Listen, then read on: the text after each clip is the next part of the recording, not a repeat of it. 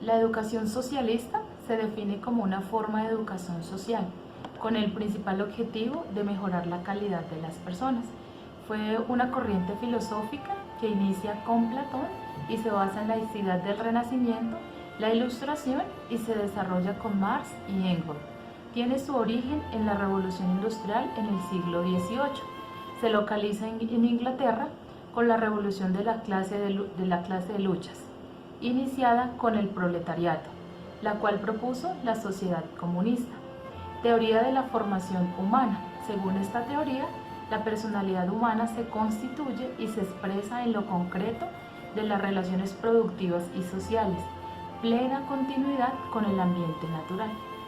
Solo la combinación del estudio con el trabajo productivo se puede producir, según decía Marx, personalidades armoniosamente desarrolladas.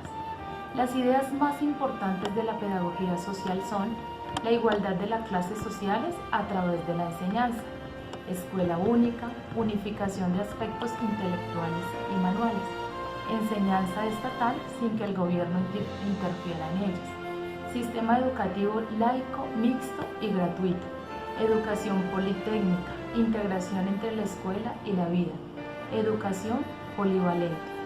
En el socialismo se destaca Makarenko. Él intentó poner en práctica las ideas marxistas entre la unión de la educación y el trabajo productivo. Se le atribuye a la educación de delincuentes y marginados como principal aportación de la práctica en la educación.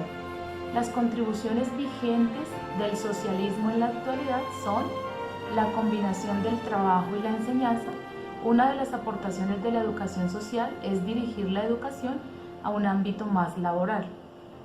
La educación es gratuita y por tanto accesible para todos. El romanticismo inicia en los últimos años del siglo XVIII y principios del siglo XIX, en Alemania con el Sturm und Drang y en Inglaterra con el laquismo. A partir de ese momento se expande por toda Europa y llega hasta América. El romanticismo surgió como una reacción consciente contra los rasgos preponderantes del clima de la Ilustración. La Ilustración se caracteriza por el reconocimiento de que la razón es la fuerza que debe dominar al mundo. El romanticismo es uno de los movimientos más importantes de la época para la literatura y el arte. Este fue impulsado por jóvenes motivados por la libertad, el patriotismo y la justicia. El romanticismo es la oposición a la razón del neoclasicismo, ya que el romanticismo busca la expresión a través del sentimiento y el neoclasicismo busca representar el conocimiento a través de la razón. Este movimiento es idealista, ya que antepone los ideales ante la razón y la vida. La actitud moral y sentimental los conduce a la insatisfacción de la vida y la sociedad. Esta insatisfacción conduce al individualismo. Es muy subjetivo, ya que la persona se interesa en sí mismo y lo conduce a la búsqueda de la naturaleza. Su soledad hace buscar lo natural y no lo industrial o artificial. Esto hace que escape utilizando su imaginación, creando nuevos mundos de fantasía, de misterio y hasta un poco grotescos. Algunas características del romanticismo son las ansias de libertad, la rebeldía ante la razón, el individualismo y subjetivismo, la ruptura por las normas convencionales, imaginación y el sentimiento, valoración por lo tradicional, el gusto por la naturaleza y la sociedad. La Escuela Nueva. Este movimiento surge hacia finales del siglo XIX y uno de sus principales exponentes es el suizo Ferrier, quien frente a la escuela tradicional propone una actitud pedagógica de respeto a las necesidades e intereses del niño, quien es conducido por una metodología activa que deberá desarrollar un espíritu crítico y colaborativo.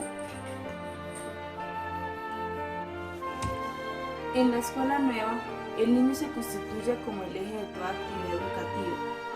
Paidocentrismo, en contraste con el tradicionalismo que considera el docente como el responsable y protagonista principal del proceso educativo. En la escuela nueva se ha definido como promotora de la educación en libertad para la libertad. Esta escuela no puede estar limitada solo al aprendizaje, debe preparar para la vida, para que los niños sean felices. Algunos de los principales exponentes de la escuela nueva son Pestalozzi, María Montessori, Ovide de Crowley, Dewey, Ferrier. Esta escuela permite que el niño sea espontáneo y que pueda actuar y pensar a su manera. Los contenidos no deben estar separados de la vida, ya que la experiencia y las vivencias que se tengan hacen parte fundamental y esencial del conocimiento. La evaluación es integral, cualitativa e individualista, porque todos son distintos. No se permiten preguntas cerradas, ya que se identifica como memorismo. En esta escuela no está permitido. El maestro en la escuela nueva deja de ser el que se limita a transferir conocimiento e información. Ya va a ser parte activa del proceso del conocimiento del aprendizaje como guía, facilitador, acompañante para crear nuevos conocimientos. Para la escuela nueva, el niño es un sujeto activo que tiene sus propios intereses. En la escuela nueva se basa en la acción, la vivencia y la experimentación, centrada en el niño y en su autoaprendizaje. El pautocentrismo se direccionaba hacia el niño como el centro del proceso de enseñanza y aprendizaje. Desde esta visión, el profesor se convierte en un apoyo principal del estudiante. Ya no es solamente el transmisor del conocimiento, sino es el guía, el que ayuda, el que orienta, para que el niño pueda mejorar en sus conocimientos a través de sus vivencias.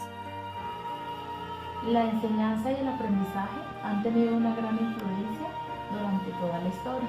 En el siglo XVIII se estableció el sistema escolar en Prusia.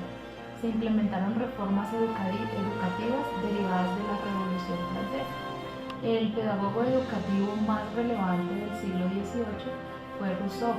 Él insistió en que los alumnos debían ser tratados como adolescentes más que como adultos en miniatura y que se debe atender la personalidad individual. En el siglo XIX, la aparición de los sistemas nacionales de escolarización. El más influyente pedagogo de esta época fue Joan Pestalozzi, cuyas ideas y prácticas ejercieron gran influencia en las escuelas de todo el continente. El principal objetivo de Pestalozzi fue adaptar el método de enseñanza al desarrollo natural del niño. Para lograr este objetivo, él consideraba el desarrollo armonioso de todas las facultades educativas. En el siglo XX, la educación se centró en la infancia, un sistema de enseñanza basado en las necesidades y en las potencialidades del niño, más que en las necesidades de la sociedad o en los preceptos religiosos. Entre los educadores de mayor influencia cabe señalar a los alemanes Leibniz, George, María Montessori, John Dewey. En el siglo XX estuvo marcado por la expansión de los sistemas educativos de las naciones industrializadas. Ya en el siglo XXI nos enfrentamos a grandes retos para la educación del siglo XXI. Son los usos de las tecnologías, de la información y la comunicación, las TIC.